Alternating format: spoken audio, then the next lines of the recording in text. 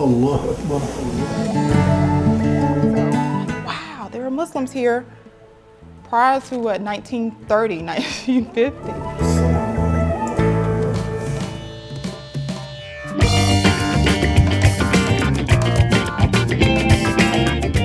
Upon entering the museum, you'd feel like the gates of history has been opened up for you to experience the contributions of Muslims in the dissemination of knowledge and learning through exploration, education, geography, travel, trade, commerce, literacy, science, mathematics, arts, and architecture.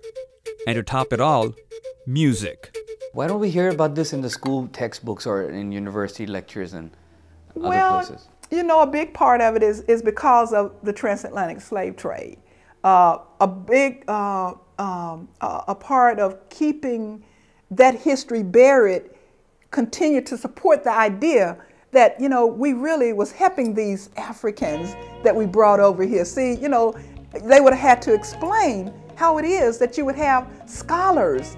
I read physicians' notes. I read notes on judicial systems. Exactly. Democratic values in a government system. Exactly. I read how they were doing trade, barter trade, like gold versus of salt and, Yes. and vice versa. And I was just amazed that we're talking about a time which is considered to be the dark ages of Africa, but in essence, there was a revolution taking place at that time. It was Africa's golden age, and now we have documentation on that.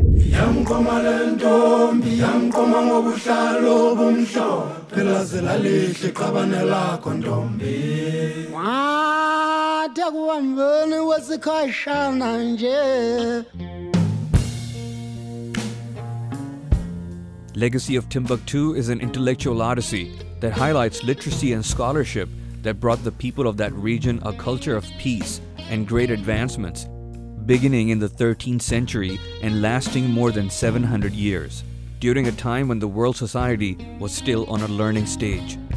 The premier artifacts throughout the Timbuktu exhibit are the manuscripts, many of which dealt with 21st century ideals like conflict resolution, good governance, tolerance, with proper laws and social structures. Did you talk to the government of Mali and then they send you some material, or do you hunt for this? Or Oh, you have to hunt for it. You have to gosh, hunt for it. Yes. And how do you hunt but we hunted for it in Mali though, and most of it is from Timbuktu. I mean, Timbuktu, if you've never been there, you gotta go. Well, they do.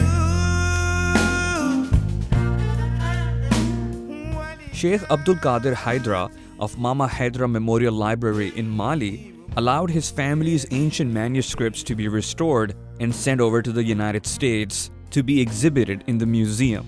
We have on display 39 of the ancient African manuscripts that have just recently been rediscovered that actually establishes Africa's literacy and scholarly culture during the Middle Ages. Now, this is kind of like a breaking story in itself, because Africa is supposed to have zero written history, right?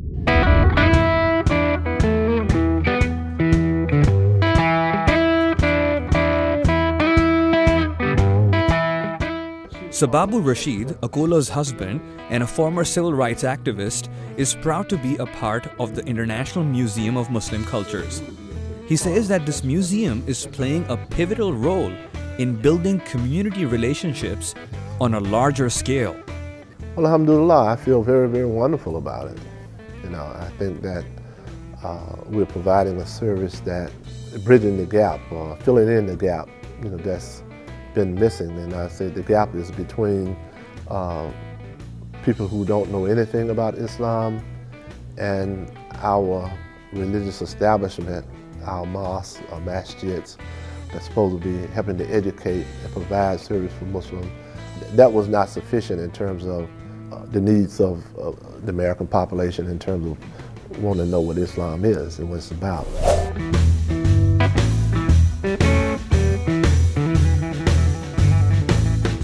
Academic institutions like Jackson State University understands and appreciates the concept of an International Museum of Muslim Cultures. And the president of JSU, Dr. Ronald Mason Jr., acknowledges that. Well, I think the whole idea of the role of Muslims in the development of culture and knowledge, knowing that you know, the manuscripts from Moorish Spain actually ended up being preserved.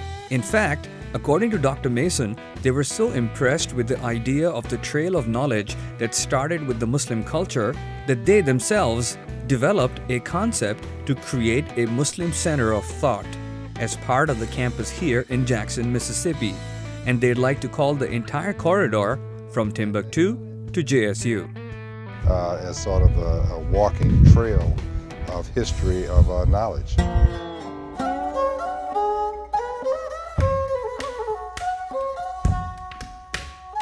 Muslims are scattered all across America, from the east to the west, from the north to the south. But are there many Muslims in Jackson, Mississippi? This is Mariam Rashid Washington, one of the 3 daughters of Akolo Rashid, and a passionate supporter of the museum. Is there a Muslim community in Jackson? It is, and it's actually quite large. We have Muslim families from diverse backgrounds. So we have Africans, we have Pakistanis, we have Arabs, we have African Americans, Caucasians, so on. So it's very diverse and unique. How did you get involved with the museum? I did some of the research. What was the most shocking thing that you found out during your research? Prince Ibrahima, a Muslim, was actually in Natchez, Mississippi. That's only 2 hours away. So I'm like, wow, there were Muslims here prior to 1930, 1950. So that to me was the most shocking.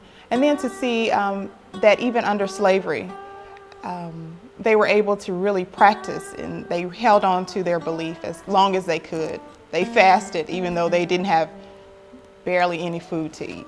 So that to me is outstanding.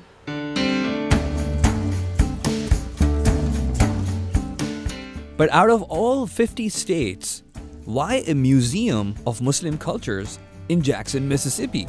A lot of people ask that question, you know, and I usually give a simple answer: why not? We feel very fortunate, you know, that it's here because these other urban areas have had an opportunity to do so. But for some reason, either they didn't think of the idea or they didn't have the absence of mind to do it. And I say absence of mind, I say that in terms of us, you know, like somebody said, well, you must be crazy to do this. So I guess we're crazy to do it, you know, and we did it. And it's been a struggle. You know, it's been a struggle, but it has been a very, very rewarding struggle.